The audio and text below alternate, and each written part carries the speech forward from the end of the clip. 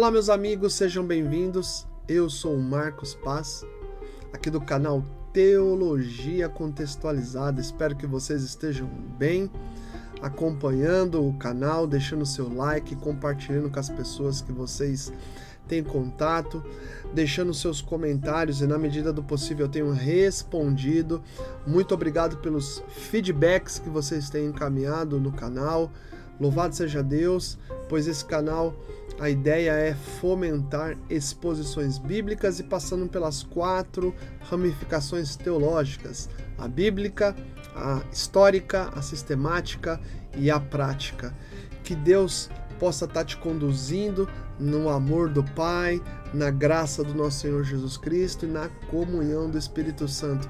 Que Ele possa nos conduzir cada dia mais no crescimento da graça e do conhecimento. Esse canal é para fomentar realmente muita Bíblia e muita teologia. Você que tem acompanhado e visto várias séries, né?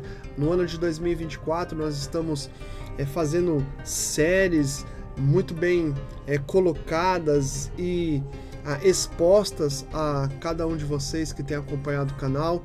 Vimos recentemente 8 vídeos de uma série do período interbíblico, tirando aplicações e meditando sobre o livro sagrado e fatos históricos que nos ajudam também a compreender a revelação sagrada. Nós vamos fazer uma nova série que é as 7 cartas encaminhadas às 7 igrejas estabelecidas ali na Ásia Menor, o livro de Apocalipse, um livro tão encorajador, é de fato um livro que precisa de muita atenção para as nossas interpretações. Precisamos com a graça e contar com a ajuda e a iluminação do Espírito Santo para podermos aí entender esse livro de consolo, de esperança aos cristãos de todas as épocas. Sem mais delongas, vamos falar sobre o livro de Apocalipse, exposições e fundamentos da fé nesse livro específico. E tratando do livro de Apocalipse, eu já quero logo de antemão trabalhar com vocês o prólogo, a introdução, antes da gente trabalhar propriamente dito nas 7 cartas enviadas às 7 igrejas que estão estabelecidas ali na Ásia Menor. Então, Apocalipse capítulo 1, versículo 20, ela foi escrita pelo apóstolo João. Obviamente, essa carta foi escrita por volta do ano 90 a 96, em meio ao imperador romano da época chamado Domiciano, um homem terrível, um déspota, que se intitulava como divindade, como um sóter, como um salvador. A palavra sóter no grego é salvador. E diante desse contexto que nós estamos trabalhando no livro de Apocalipse, aqui no prólogo, você tem João descrevendo coisas maravilhosas e específicas. Dentro do prólogo, que é o início, né, dessa bela apresentação desse livro maravilhoso que contém muitas esperanças ao povo de Deus, você tem já logo de cara, e eu quero ler com você, entre os versículos 1 e 2, a revelação divina. A palavra de Deus fala: revelação de Jesus Cristo, que Deus lhe deu para mostrar aos seus servos as coisas que em breve devem acontecer, e que ele, enviado por intermédio do seu anjo, notificou ao seu servo João, o qual atestou a palavra de Deus e o testemunho de Jesus Cristo quanto tudo o que viu. A palavra revelação no versículo 1, essa palavrinha revelação de Jesus Cristo, essa palavra revelação significa tirar o véu, descobrir o que estava oculto. E o que estava oculto? Deus a revelou a Jesus Cristo, porque o texto fala isso, revelação de Jesus Cristo que Deus, aqui é o Pai, que Deus lhe deu para mostrar aos seus servos as coisas que em breve deve acontecer. Olha que interessante. Deus Pai revelou ao Filho o que estava no seu coração, no seu propósito, dentro da sua soberania, compartilhar com os servos do Senhor os desdobramentos finais da história da humanidade. Nós estamos falando do livro de Apocalipse, um livro que trata de coisas que vão acontecer nos finais da humanidade, nos finais dos tempos. Revelação.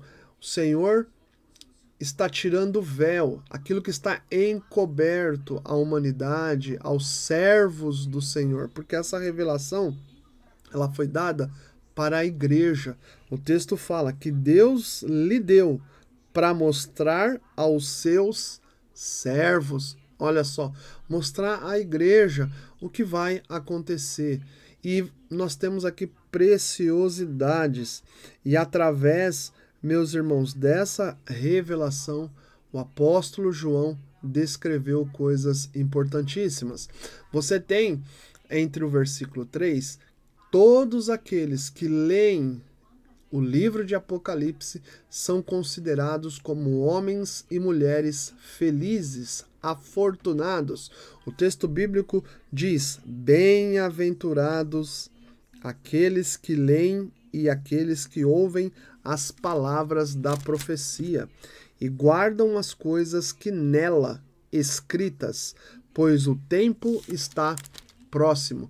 Nós acabamos de ler em que a igreja ela é feliz por estar recebendo algo da parte de Deus Pai, a Cristo, que traz aos seus servos aquilo que estava encoberto de nós, e aqueles que leem, ouvem e guardam o que está escrito nesse livro como profecia, são homens e mulheres felizes, afortunados, bem-aventurados.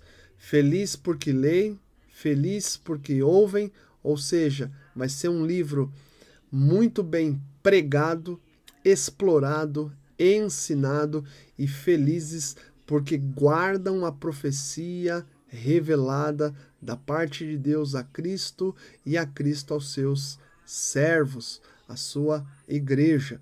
Eu me sinto muito feliz por poder ler, por poder ouvir de muitos servos do Senhor pregações, ensinos, artigos sobre o livro de Apocalipse, teses, enfim, tantos e tantos materiais que têm sido produzidos por muita gente fiel, piedosa, que se curva diante do Senhor, que lê esse livro sagrado, que procura estudar esse livro sagrado e compartilhar as coisas maravilhosas que esse livro contém. Então, felizes são os que leem, os que ouvem e os que guardam a profecia desse livro maravilhoso. O prólogo também, ele fala, de algo glorioso que está entre os versículos 4 e 8. Diz assim: João, as 7 igrejas que se encontram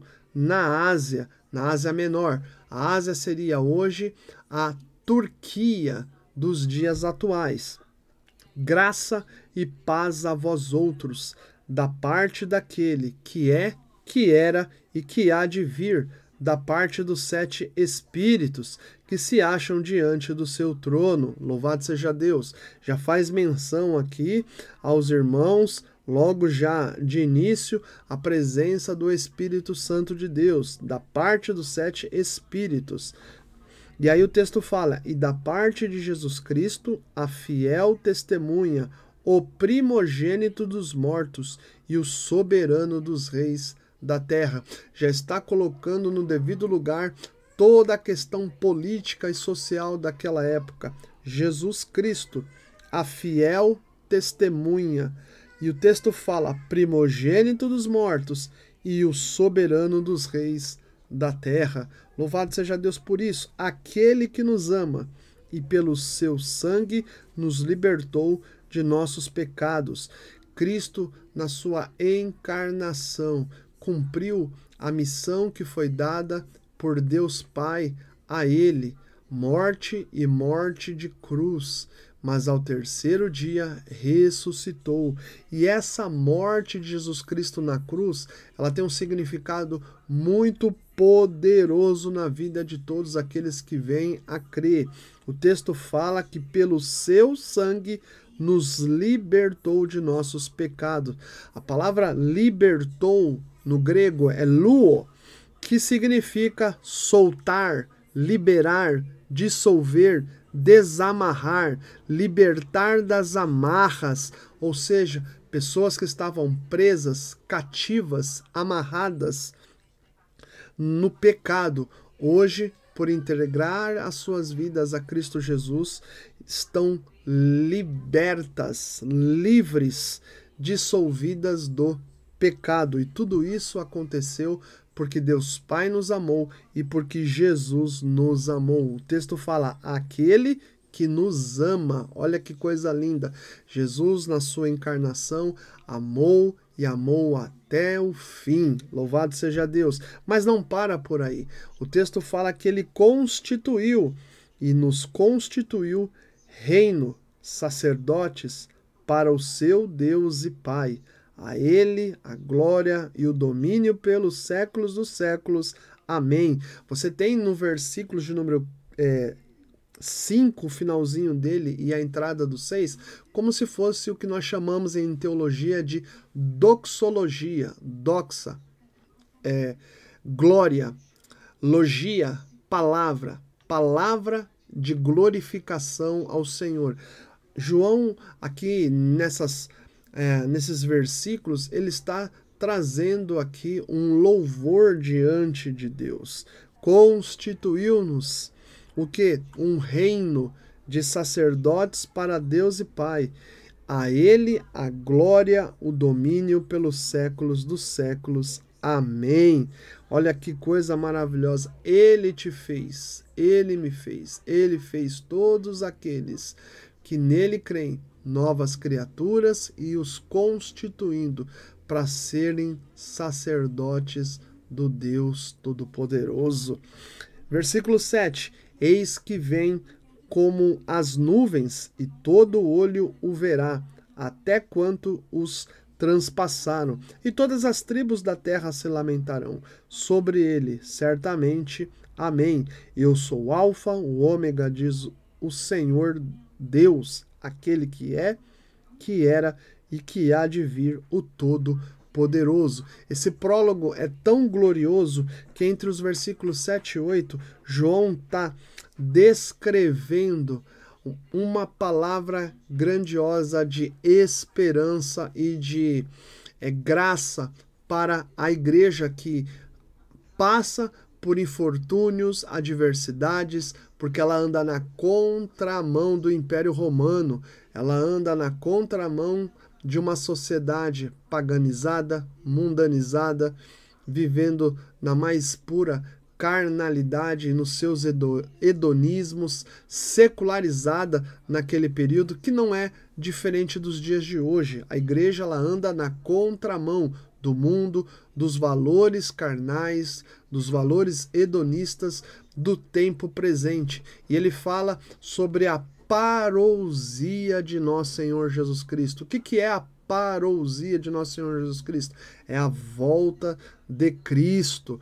Nós estamos aqui trabalhando questões conceituais na Bíblia Sagrada, seja ela como está na revelação, e alguns elementos teológicos. Parousia é uma palavra no grego que significa a volta de Cristo. O texto bíblico fala: eis que vem com as nuvens, e todo o olho o verá.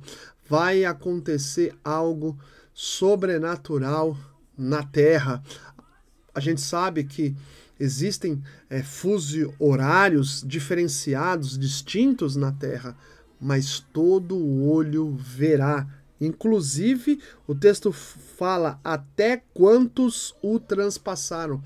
ou seja, aqueles que já morreram, já passaram, estão aguardando a ressurreição dos mortos para o juízo do trono branco, esses que foram algozes de Cristo, todos os olhos verão, inclusive aqueles que tiveram na crucificação de Cristo. Como isso vai acontecer? Isso vai acontecer dentro da soberania de Deus. Ele tem o controle do tempo, ele tem o controle dos mortos, ele tem o controle dos vivos, ele tem o controle de tudo, porque ele é o soberano do universo. Talvez a minha mente, a sua mente, não alcance, não tenha a capacidade plena de entender esses movimentos soberanos de Deus, mas todo olho verá.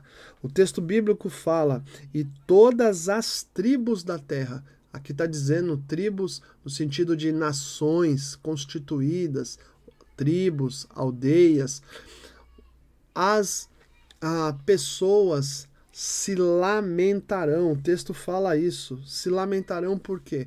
Porque muitos não vão vir a crer e verão o Filho de Deus. O Evangelho tem sido pregado, anunciado, falado às multidões, às nações, aos bairros, aos vilarejos, às grandes metrópoles, né? Seja o local que for geográfico, o texto bíblico fala que todas as tribos da terra se lamentarão sobre ele. Certamente, amém. Por quê? Porque Deus voltará para buscar a sua igreja e aqueles que não estiverem firmes, não tiverem em Cristo Jesus, se lamentarão, perceberão que estavam errados e vai ser muito tarde. Versículo 8 diz: Eu sou o Alfa e o Ômega. Duas palavras gregas, o começo e o fim, né? Alfa, a primeira letra grega, ômega, a última letra grega. Diz o Senhor Deus, aquele que é, que era e que há de vir, o Todo-Poderoso. Esse prólogo, ele é espetacular. Para uma igreja que está passando por tribulações, perrengues, adversidades, essa palavra tem consolado muitos, aonde muitos estão aguardando a volta de Jesus. Talvez a pergunta que você me faça é: Marcos, mas muitos têm pregado sobre a volta de Jesus e Jesus ainda não voltou. Será que isso não é uma mentira? Será que isso não é a invenção, né, das lideranças religiosas que existem? Eu diria para você que não. A volta de Jesus está determinada. E quem conhece é Deus Pai e vai acontecer. Por que que ainda não aconteceu? Não aconteceu ainda porque Deus é longânimo e Ele espera que todos possam chegar ao arrependimento. Isso está escrito aonde? Nas Escrituras Sagradas. Vamos ler? Vamos ler 2 Pedro, capítulo 3, versículo de número 8 em diante. 2 Pedro, capítulo 3, versículo 8 em diante. Há todavia uma coisa, amados, que não deveis esquecer, que para o Senhor um dia é como 1000 anos, e 1000 anos como um dia. Não retarda o Senhor a sua promessa, como alguns a julgam demorada. Pelo contrário, Ele é longânimo para convosco, não querendo que nenhum pereça, senão que todos cheguem ao arrependimento. Virá, entretanto, como ladrão, o dia do Senhor, no qual os céus passarão com estrepidoso estrondo, e os elementos se desfarão abrasados, também a terra e as obras que nela existem serão atingidas, visto que todas essas coisas hão de ser assim desfeitas. Deveis ser tais como os que vivem em santo procedimento e piedade, esperando e apressando a vinda do dia, de Deus, por causa do qual os céus incendiados serão desfeitos, e os elementos abrasados se derreterão. Nós, porém, segundo a sua promessa, esperamos novos céus e nova terra, nos quais habita justiça. É tanta injustiça nos dias atuais que Deus já determinou o final de todas as coisas. E porque ainda ele não veio, porque ele é longânimo, e nessa longanimidade dele, que seria a paciência da paciência, ele está usando a igreja aqui na terra, seus servos, para pregar, ensinar, proclamar sobre Cristo Jesus, o caminho vivo, para que as pessoas possam se arrepender de seus pecados e obtiverem salvação de suas almas. Olha só, então o prólogo de Apocalipse, capítulo 1, entre os versículos 4 e 8, ele é glorioso, tá certo? E é uma palavra de esperança e de consolo para todos aqueles que estão em Cristo Jesus, que há de vir o Todo-Poderoso, que há de vir aquele que ama, que há de vir resgatar, buscar os seus filhos. Os mortos que tiverem em Cristo Jesus ressuscitarão, os vivos serão arrebatados. Nós estamos falando de uma palavra gloriosa que o apóstolo João está declarando ao povo de Deus, que serve para todos os tempos. Louvado seja Deus. E entre os versículos 9 a 20, você tem dentro do prólogo algo magnífico, que é o Cristo glorificado, Cristo ressurreto. Há muitos questionadores nos dias atuais que procuram descaracterizar a pessoa de Jesus Cristo. Muitos odeiam a Jesus. Jesus já tinha dito isso aos discípulos, que o mundo o odiou, e de fato isso tem acontecido, mas essa palavra entre os versículos 9 e 20 demonstram para a igreja o apóstolo João na presença do Cristo glorificado. Depois de muitos anos, Jesus, após a sua morte, o seu sacrifício na cruz do Calvário, foi sepultado, e ao terceiro dia, conforme os evangelhos, ele ressuscitou e esteve presente por muitos dias na companhia dos discípulos de Cristo.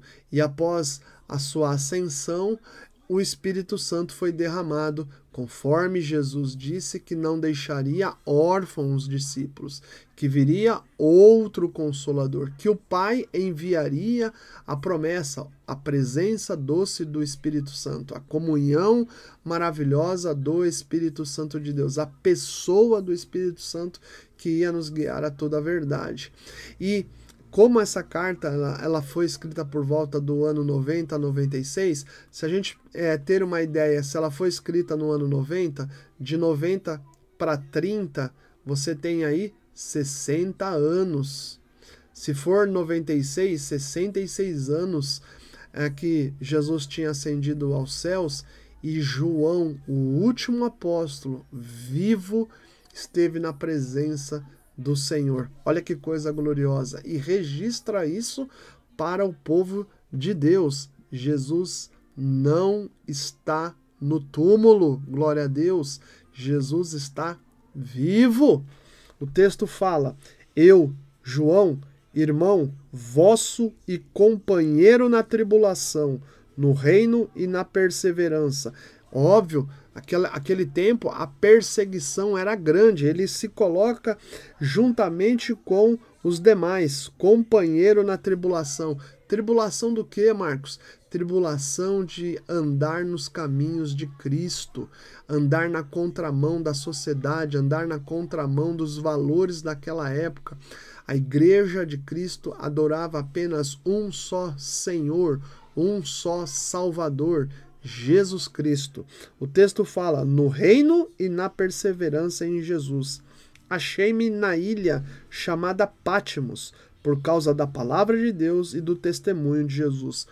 João aqui já está em uma idade avançada e ele está preso numa ilha chamada Patmos, aonde Domiciano o trancafiou. Mas como Deus é soberano em todas as coisas, nessa ilha chamada Patmos, preso, o Senhor deu essa revelação ao apóstolo João para que ele escrevesse e os discípulos posteriormente lessem as igrejas da Ásia Menor, e o livro de Apocalipse acabou sendo, escrito, as cópias foram sendo feitas pelos discípulos do Senhor, sendo espalhadas para as diversas localidades do primeiro século. Como a palavra de Deus é perfeita. Mesmo João, na tribulação, preso, o Senhor age em favor do seu servo, trazendo uma revelação, consolo, conforto, esperança, e ele escrevendo, e a igreja de Cristo naquele período, tendo Cristo como seu cabeça, como seu guia, como seu pastor, sendo consolada, orientada nas revelações que outrora estavam encobertas e que agora estavam sendo descobertas pela igreja através do escrito de João, dado por nosso Deus Pai a Jesus e Jesus ao apóstolo João para compartilhar com a igreja.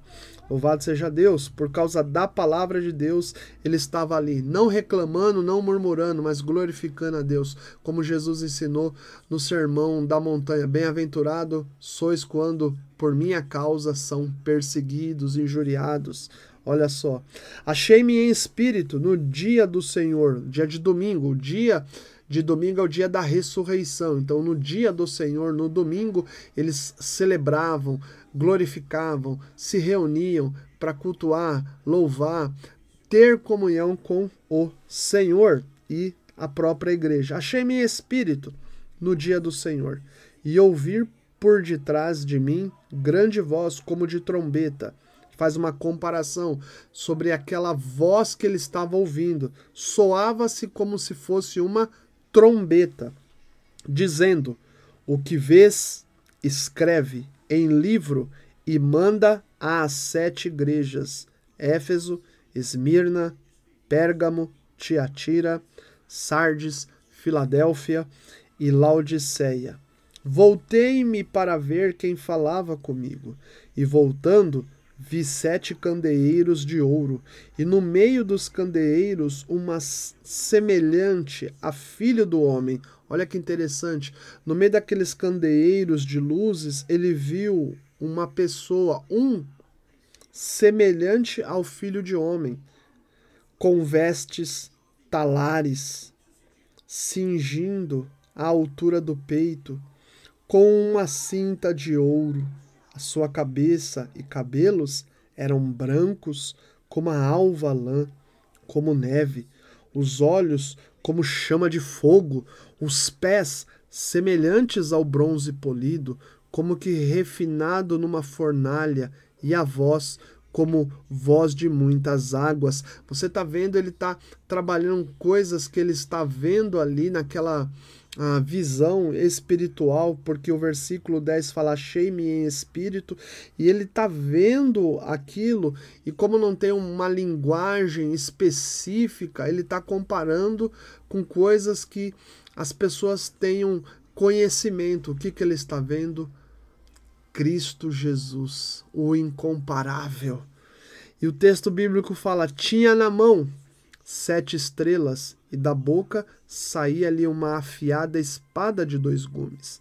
O seu rosto brilhava como o sol na sua força. Quando o vi, caí aos seus pés como morto. Porém ele pôs sobre mim a mão direita, dizendo: não temas. Eu sou o primeiro e o último, aquele que vive. Estive morto, mas eis que estou vivo pelos séculos dos séculos, e tenho as chaves da morte e do inferno. Escreve, pois, as coisas que viste, e as que são, e as que hão de acontecer depois destas. Quanto ao mistério das 7 estrelas que viste na minha mão direita, e aos 7 candeeiros de ouro, as 7 estrelas são os anjos das 7 igrejas, e os 7 candeeiros são as 7 igrejas. Ele está tendo uma revelação da boca de Jesus que esses anjos são os pastores que dirigem essas igrejas. Anjos, angelos, no grego, anjos, no contexto específico dessas 7 igrejas da Ásia Menor, se refere aos dirigentes, aos pastores que conduzem o rebanho de Cristo. E esses 7 candeeiros, que seriam, né, os luzeiros ali, são as igrejas que vão receber todo um corpo de ensinamento, de descrições da palavra de Cristo, dessas revelações, para que possam praticar, se enquadrar e viver as recomendações e orientações desse Deus que tem os anjos e os candeeiros nas suas mãos. É o que o texto bíblico coloca bem claro quanto ao mistério das 7 estrelas que vistes na minha mão direita, e os 7 candeeiros de ouro, as 7 estrelas são os anjos das 7 igrejas que estão na mão do Senhor Jesus. Olha só, homens que o Senhor separou para cuidar do seu rebanho, todos eles se encontram na mão de Jesus. Você que é pastor de igreja, você que é dirigente de igreja aí, que foi consagrado como anjo do Senhor, como alguém que dirige a igreja do Senhor, você é um bem-aventurado, você tem uma grande responsabilidade na sua mão de conduzir o rebanho precioso de Cristo, as ovelhas preciosas de Cristo, que é pessoas que aceitaram a Jesus, que entregaram suas vidas a Jesus, que tem o sangue do Cordeiro sobre a vida delas. A ti foi dada a responsabilidade de guiá-las no caminho eterno de Cristo Jesus. E pastores estão nas mãos do Senhor. Você que é ovelha da casa do Senhor, que tem um pastor de igreja, você que é igreja, você está nas mãos do Senhor. Ou seja, dirigentes, pastores no caso, e a própria igreja está nas mãos do Senhor. Louvado seja o Senhor. Cristo glorificado se revelando ao apóstolo João para trazer para nós muita esperança.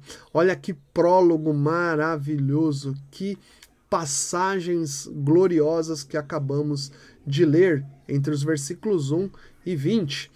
Você tem aqui um esboço detalhado do livro de Apocalipse, embora eu destaco na cor amarela o que nós vamos expor durante alguns vídeos. São 7 cartas às 7 igrejas, mas nós vamos fazer pelo menos aí em torno de 9 ou 10 vídeos para que a gente tenha uma boa noção, talvez até mais, porque nós vamos falar de contexto histórico, contexto geográfico, contexto da palavra, da perícope, ou seja, da temática que a carta específica à igreja está se referindo, palavras no original, enfim, nós vamos mergulhar nesse contexto.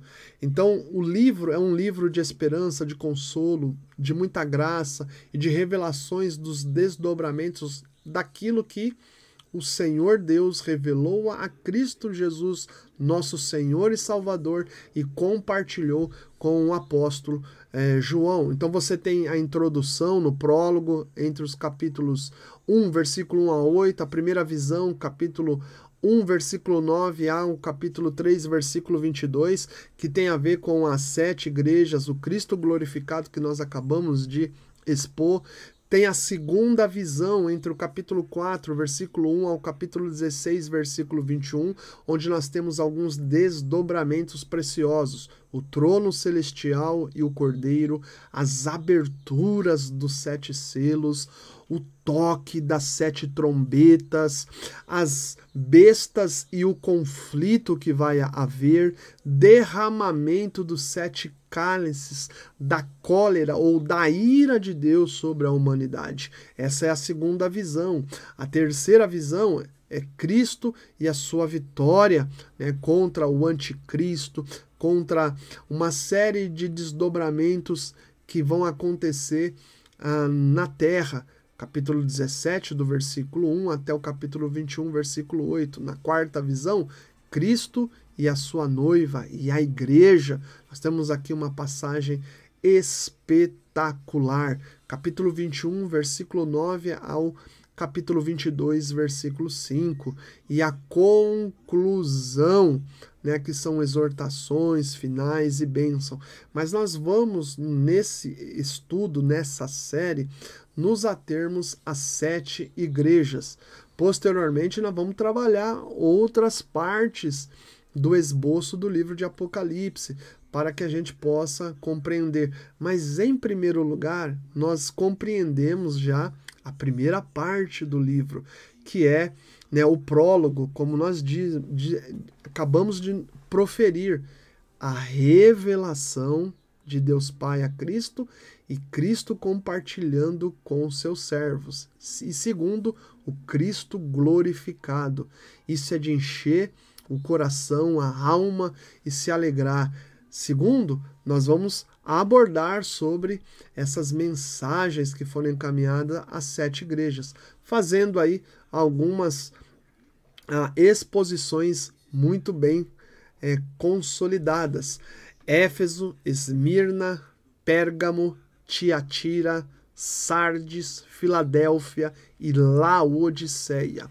Apocalipse 1, versículo 10 a 11 diz: Achei-me em espírito no dia do Senhor, e ouvi por detrás de mim grande voz, como de trombeta, dizendo: O que vês, escreve em livro e manda às 7 igrejas: Éfeso, Esmirna, Pérgamo, Tiatira, Sardes, Filadélfia e Laodiceia.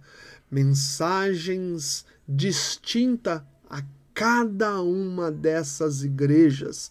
Aos anjos, recomendações, revelações, admoestações, encorajamentos, exortações, correções, coisas específicas e poderosas que Cristo compartilhou e continua compartilhando com o povo de Deus. É isso que nós vamos mergulhar daqui para frente, nessa preciosidade dessas 7 igrejas, contendo princípios, valores e muitas coisas específicas para o nosso crescimento na fé.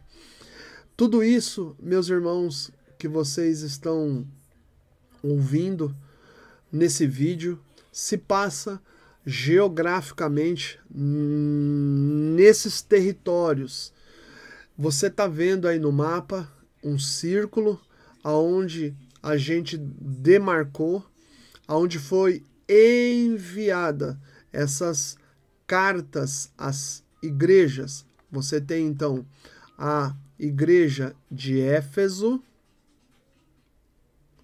Esmirna, Sardes, Tiatira, Pérgamo, Filadélfia e Laodiceia. Você tem essas igrejas e outras mais igrejas que pertencem aí ao corpo de Cristo. Mas essas cartas, elas de fato foram para os dirigentes que lideravam essas igrejas, os pastores da época, porque você tem aí várias igrejas espalhadas e outras igrejas posteriormente também tiveram acesso a essas preciosidades que o Senhor Jesus tem falado. Que o Senhor nos ajude, queridos irmãos, a podermos estudar a palavra de Deus. Eu estou baseando todo esse estudo que teremos numa bibliografia muito bem colocada. A gente, claro, parte da Bíblia Sagrada, você tem visto aí, ó, a Bíblia de Estudo Pentecostal da CPAD, Bíblia de Estudo Shed da Vida Nova, Bíblia de Estudo Esperança da Vida Nova, e alguns livros específicos que envolvem o livro de Apocalipse.